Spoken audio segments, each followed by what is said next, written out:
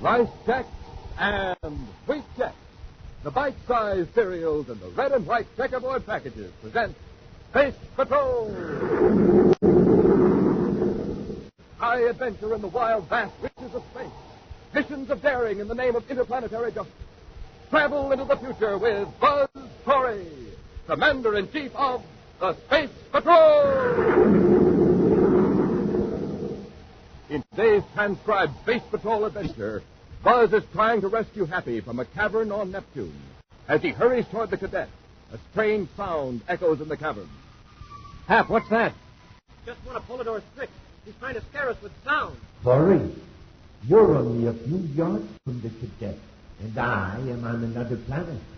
But watch, you'll never reach him. Commander, look out! Gate's closing! Happy! It's no use, Commander. You're both my prisoners. We'll be back in a moment with today's exciting Space Patrol adventure, The Cavern of Fear. Cadet Happy! Yeah? Cadet Happy! Yeah? Who's there? Oh, smoke and rockets. The walking, talking totem pole. Nope, no totem pole. Me, wearing all three of my Man from Mars totem heads. Stacked one on top of the other. Space patroller with all these totem heads. You look about 8 feet tall. And I could see you, and you couldn't see me. That's magic forward vision. And every totem head has it.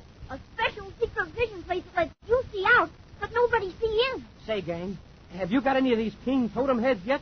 They're more than 12 inches high from head to shoulders. Your identity is a complete secret. And those neat colors, red and yellow, green and black. A weird face in front with fang teeth, flop ears, and a beak-like nose. Got a fantastic face in back, too. Put it on, and you're coming and going at the same time. Remember, with your totem head, you can see out, but nobody else can see in. That's magic forward vision. Man, oh, man, it's terrific. Get a lot of totem heads, and you can be a walking, talking totem pole. Like my pal here. It's easy to get him, too. And send for yours today. For every Man from Mars totem head you want, send a Rice Chex or Wheat Chex box top, together with your name and address and 25 cents in coin to Space Patrol, Box 686, St. Louis, Missouri. Don't forget your 25 cents. That's Space Patrol, Box 686, St. Louis, Missouri. Now today's Space Patrol adventure, The Cavern of Fear. Exactly 7 minutes after the report of the robbery, Commander Corry and Cadet Happy were in Division A of the Express Office of the Terra Spaceport. That anyone could successfully carry off a robbery in Division A was incredible. For 15 years, Sam Grady had observed the formal security regulations as chief agent of Division A. Observed them faithfully, but without the slightest suspicion that anyone would dare to violate them. Yet here is Sam Grady, his head still throbbing from an aching blow, face to face with the Commander-in-Chief of the Space Patrol, trying to explain a robbery that just couldn't happen. All right, Grady, let's go over it once more. Everything was all right at your check-in time at 2200 hours. Came in here and opened the safe. That's right, Commander. I took the package of Zyklon crystals out of the safe. You had the package. You closed the safe. You checked the code book. I started out of this room to give the package to Lieutenant Briggs. As I got to the door, I heard this voice. A voice here in the room? Well, yes, it was a big booming voice. What did the voice say? Do you recall? Well, this doesn't make sense, but I thought it said, "Have you forgotten something?" It was a thought that might have been in my own mind at the time. I'm very conscious of security regulations, you know, so I turned back. Did you see anyone? Not then. But as I walked back toward the safe, I was suddenly aware of a movement behind me. It seemed like there were 2 men in the room, and as I turned, one of them slugged me. That's all I remembered until I heard the officer in charge standing over me, shaking me. And by then, these men had disappeared with the Zyklon crystals. Yes. Well, Commander, this voice booming, it sure sounds like Polidor to me. Polidor? He's behind several major robberies, but by some means he's able to project his voice to direct members of his gang. Whatever this device is, it enables Polidor to see and hear as well as project his voice. Unless we grant Polidor magic powers, this device has to be planted at the scene of crime by human agents. I don't see how any device could be hidden in here, in Division A. And yet that voice, it was so full and powerful. I'll check behind these files, Commander. Maybe there's Just a minute, Happy. Come here. Yes, sir? What's that on your shoulder, that white powder? Smoking rockets, and I just had this uniform Wait, cleaned. don't brush it off. Whatever it is must have dropped in your Phoenix since you came in this room. Grady, I want you to come along with us to headquarters for a brainograph test. Oh, sure, Commander. I'll do anything I can to cooperate. We'll get to the lab, have that powder in the uniform analyzed. Maybe it's a clue to pull it on, maybe not. We won't know until he grabs it, our bait. Bait? I'll tell you about it later. Come on, let's get to headquarters. Far out in space, a private cruiser races away from the man-made planet Terra. Turning from the controls, the pilot tunes a spacephone to a rarely used frequency, adjusts the scrambler circuit, and beams a signal into space. Vortex aboard cruiser S-713 calling Polidor. Vortex to Polidor. Vortex calling Polidor. Polidor here. Go ahead. Cyclone crystals are aboard. Flashes are still on Terra as you directed. Good. The express alert will not be to identify us. I was tuned in when he was being questioned by Commander Corry. Oh, then, you recovered all right? Yes. Corry is going to give him a brainograph test. But don't worry. What about the detectoscope button? It's destroyed. Reduced to powder. That'll leave Corry with another mystery on his hands. Yes. Wojciech, you will proceed to Neptune as directed. Sure, Polidor. Hold the Zyklon crystals at the cavern until I contact you. Hold it or out. In Commander Corry's central office at Space Patrol headquarters, Buzz and Happy are examining the results of the brainograph test on Sam Grady, express agent of Division A. Well, one thing's sure. Grady wasn't in on the job. No, everything he told us was the truth. He wasn't even guilty of carelessness. Polidor's men had everything figured down to the last detail. Say, Commander, what about that powder on my jacket? The lab's still working on it, but I have a preliminary report. Powder is composed of several different elements, materials that might be used in electronics equipment. Then Polidor must have had some gadget fastened to the ceiling. The gadget he projects his voice from. Mm-hmm. Also, it apparently acts as a viewscope and sound detector as well as a reproducer. It sure must be a compact device. Judging from the amount of powder, the whole thing couldn't have been much larger than a coin. Or some material may have been completely vaporized. Or telling the jacket was just gas. Yeah, but how was it destroyed? Possibly by vibration. When Polidor heard me tell you to search the room, he may have transmitted a frequency that disintegrated the device. I'd sure like to know who planted it there. Say, back in Division A, you mentioned something about a trap for Polidor. How are you going to work it? So we're in operation, Pat. A group of businessmen are holding an important meeting in the green room at the Terra Hotel. Discussing a financial matter I'm sure Polidor will be very interested in. The shipment of 1 million credits to the Saturn Trust Company. The green room? But that's supposed to be spy-proof. Exactly. Behind the walls, floor, and ceiling is an electronic jamming device that would garble any recording or secret picture. Even this gadget of Polidor's? No. But if Polidor succeeded in planting his gadget in the green room, it would be working. Have the jamming device disconnected. Polidor will hear everything that goes on in that room. How can we be sure that he heard about the meeting? I've arranged for some carefully planted leaks. If Polidor's spy set up, he should have picked up our planted information. Million credit bait. That ought to lead Polidor into a trap, all right. It's nearly 1,400 hours, Hap. The meeting in the green room ought to be breaking up soon. When everyone leaves, we'll search the conference room. On the top floor of the luxurious Terra Hotel, Buzz and Happy wait unobtrusively at the end of the corridor as 10 important business leaders file out of the green room. As the group steps into an elevator, Buzz touches Happy's arm. It's clear, Hap. Come on. Commander, I think that last man saw us. I'm pretty sure he recognized you. I know he did, Hap. That was Nelson Kettering, chairman of the meeting. He's the only man in that group who knows we're setting a trap for Polidor. Go on in, Hap. Hey, this is some room. And look at the size of that conference table. I'll check this switch, and we'll search the room. Switch? Protective system was turned off during the meeting. To give Polidor an earful. Then when Kettering left, he turned it on. Oh, I get it. So Polidor couldn't hear us or see us while we're searching the room. Yeah. We'll start a systematic search. We'll check every square inch of the walls and ceiling. It's pretty hard to conceal anything in this room. The walls are smooth and plain. Hap, look up at the ceiling. You see anything up there? No, sir. Look close. Right in the center, directly over the table. I still don't see. Oh, yeah. A small round thing. I can barely make it out. You put one of these chairs on the table, Happy. You can get a closer look. Sure, sir. Here, I'll give you a boost. Something like a large button. You want me to see if I can pry it loose? Yeah, take this metal box. Electronically shielded like the conference room. If you get that button down, drop it in the box. Yes, sir. Now hold the box right under it so the gadget will remain in a strong shielding field. It's coming loose, Commander. I got it. Hand me the box, huh? Yes, sir. All right. Let's get back to headquarters and have the lab analyze this thing. You get to headquarters, we'll have a checkmate on everybody here at the hotel who has access to the conference room. Yeah. Might give us a lead on who planted that gadget. Help! Help! Gentlemen, can you help me? What's the trouble? It's my partner. I was sent up here to help him clean one of the rooms. There he was, lying on the floor of the janitor's supply room out cold. Come on, Happy. Must have dropped a bottle of cleaning solvent and the fumes got him. Here, right in here. See, there he is. Wow. No wonder he passed out. That stuff burns my lungs. I hope we're not too late. You hold the door open. Happy, let's drag him out in the corridor where he can get some fresh air. Yes, sir. I'll take his feet, Commander. I ask you to hold that door open. Get your hands up, both of you. Uh-oh, Commander.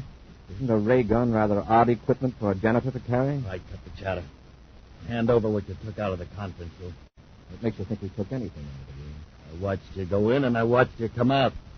Now hand over that box. Come on, or you'll get what that guy got. All right. Here you are. Being smart, Corey. Now don't try anything. I'm watching you. Now take a look in this box. Well, you found it, huh? Thanks, Corey. You saved me a lot of trouble. I just put the detectoscope button in my pocket. Wait, Blanchard. Hold the button up. Pull it over. Well, Corry and the cadet. They found a button in the conference room, Polidor. Where are you now? In the janitor's supply room of the Terra Hotel. I took care of the real janitor with the ray gun and borrowed a spare uniform from his locker. Blanchard, Yes, Polidor. you're on the top floor of the Terra Hotel? Yeah. Good. I noticed a window in the rear of the room. Use the ray gun on Corry and the cadet. Then shove them out the window. A 30-story drop, Commander.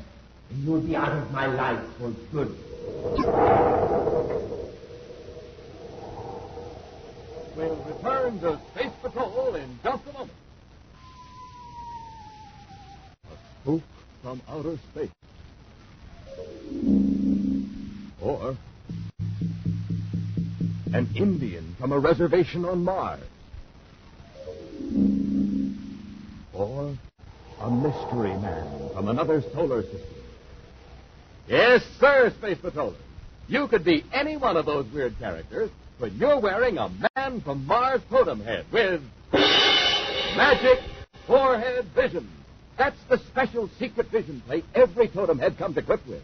So you can see out, but nobody else can see in or know who's wearing the Man from Mars totem head. And to make sure your identity is a complete secret, it's more than 12 inches high. Colors that are out of this world. Red and yellow, green and black. Remember, you see out. Nobody sees in with Magic Forehead Vision. Fantastic fun. You can have it with a Man from Mars totem head. Get one. Get as many as you like and wear them all. Stacked one on top of the other. For every totem head you want, send a rice check or wheat check box top, together with your name and address and 25 cents in coin to Space Patrol, Box 686, St. Louis, Missouri. Don't forget your 25 cents. That's Space Patrol, Box 686, St. Louis, Missouri. Offered only in the USA and may be withdrawn at any time.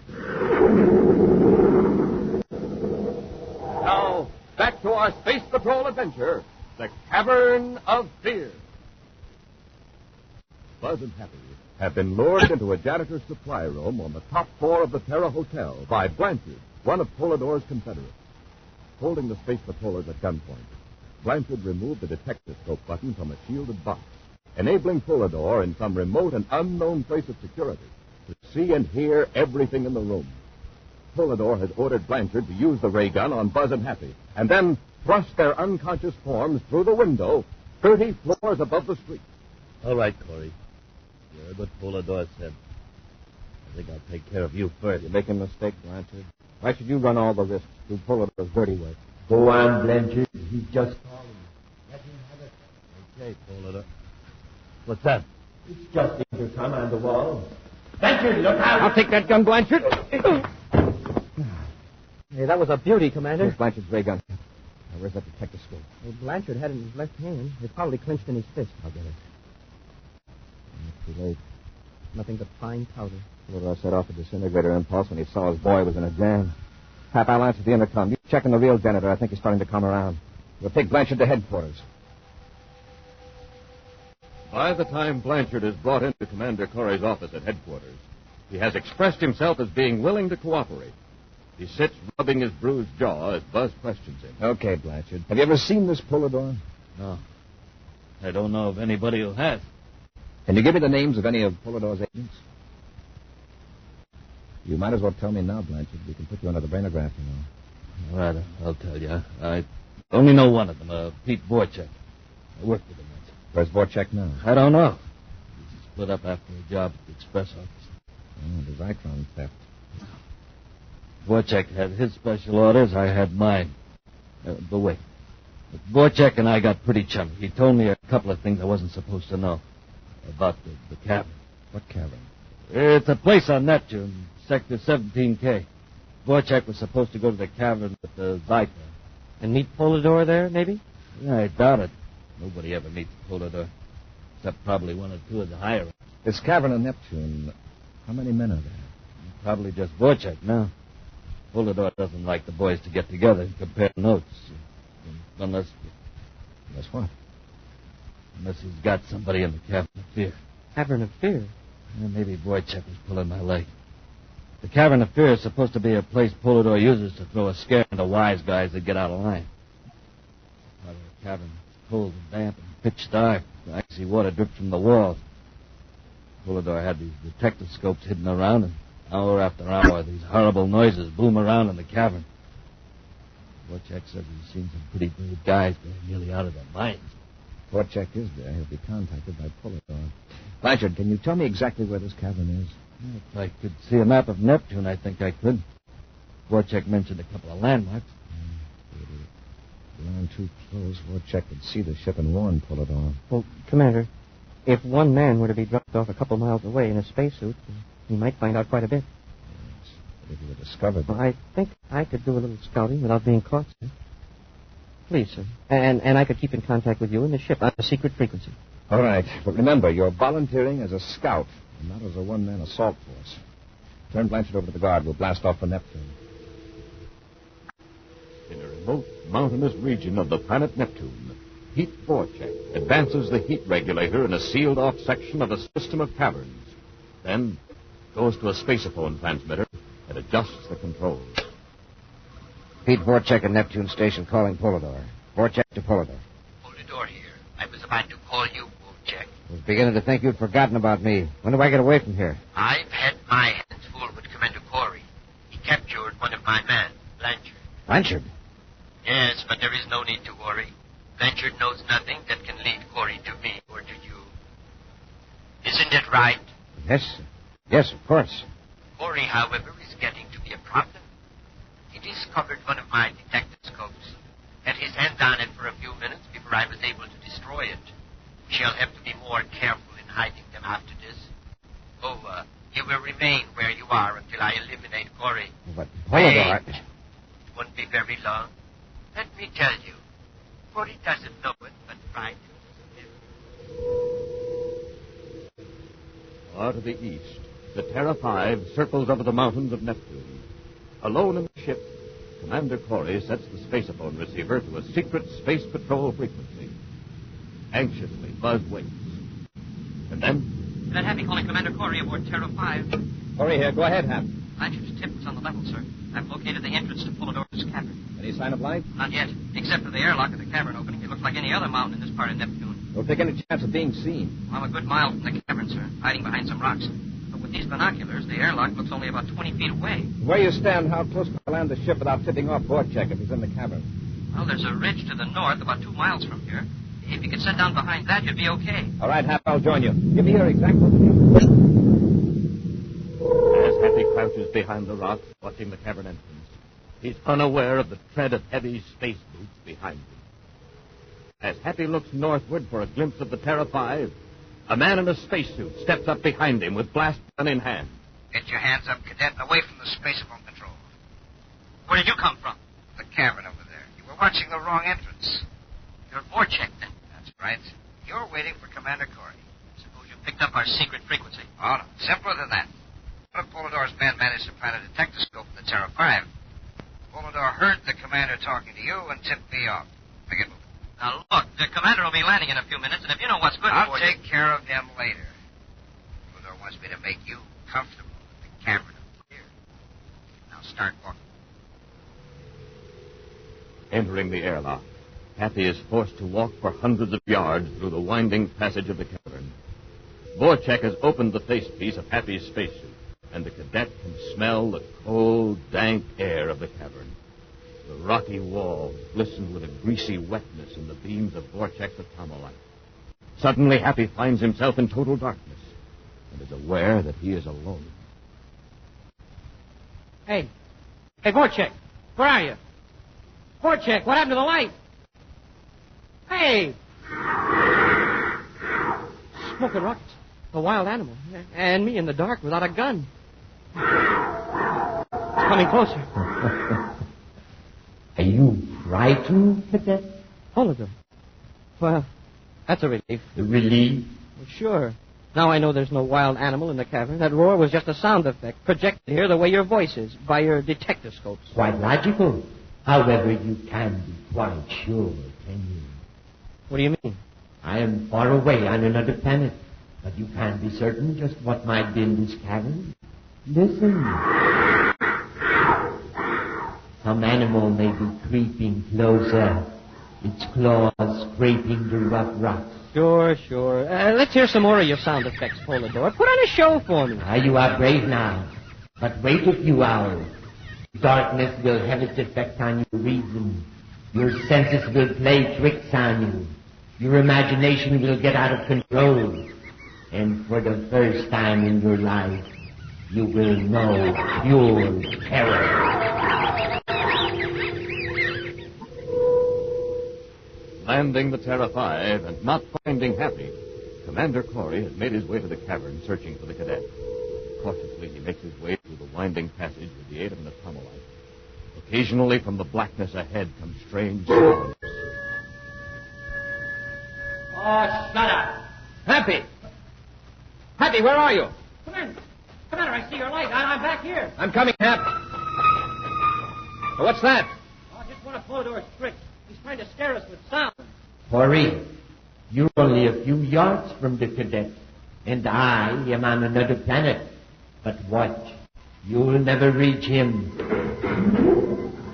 Commander, look out. The gate's closing. Happy! It's no use, Commander.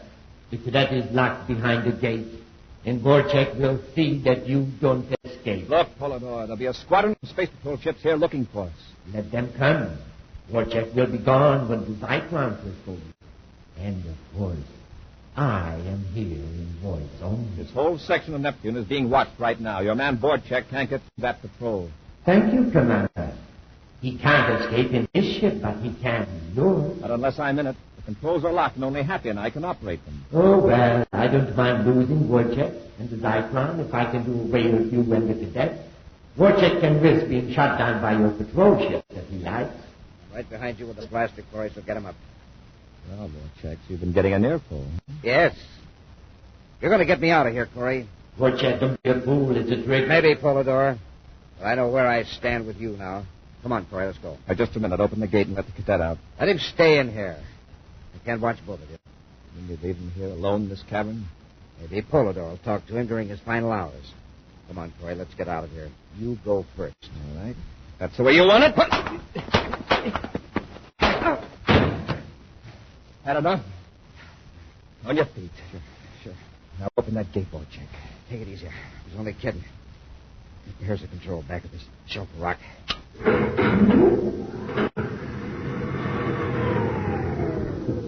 Commander. You okay, Hap? Oh, yeah. Oh, great.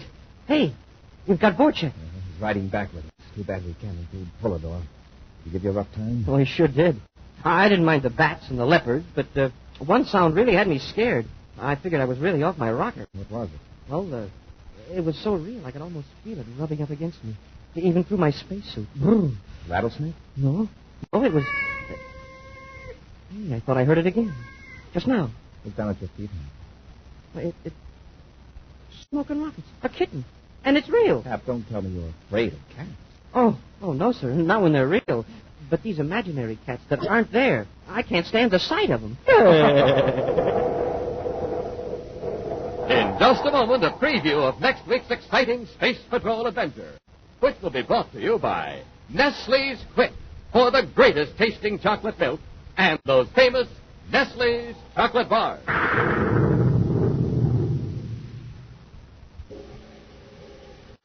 Who is the man from Mars? Who's in that weird, spooky totem head with a face in front and another in back? Fellas and girls, it can be you. Yes, you can have this sensational totem head with magic forehead vision. Imagine, when you wear your totem head, you can see out, but nobody can see in. That's right. Magic forehead vision works only for you. When you're in that totem head, you can fool your best friend. Even your mom won't know it's you. It's easy to get your totem head because you drink that super wonderful, extra delicious Nestle's Quick, don't you? Sure. You know Quick makes the best chocolate milk in the universe. Well, just send the lid from the can of Nestle's Quick or a tracing of the front of the label, together with your name and address and 25 cents, to Space Patrol, Box 686, St. Louis, Missouri. That address again, Space Patrol, Box 686, St. Louis, Missouri. You'll get your totem head soon, so you can be the man from Mars.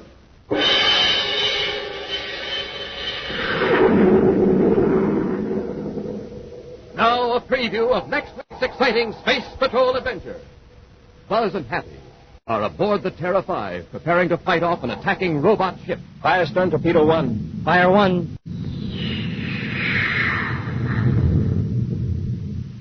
Surely you don't think I'm aboard this robot ship, Commander? In a few seconds, Polidor, there won't be any ship. Hey, Commander, the torpedo exploded short of the target. The ship is protected by a force field. Our torpedoes explode when they hit the field. That's right. You can't stop this robot ship. It's gaining on us, sir. If we don't act quickly, it'll ram us and blow us to bits. Be sure to join us next week for the thrilling story, Race Against Time. Space Patrol, created by Mike Moser, starring Ed Kemmer as Commander Corry and Lynn Osborn as Cadet Happy, was written by Lou Houston, produced and directed by Larry Robertson. Executive producer, Mike Deppert. Other players were Norman Jolly, Ken Mayer, and Bela Kovac. George Barkley speaking. Don't forget to tune in next Saturday and every Saturday for exciting adventure on Space Patrol! Space Patrol was brought to you today by Rice Chex and Wheat Chex, the bite-sized cereals in the red and white checkerboard packages.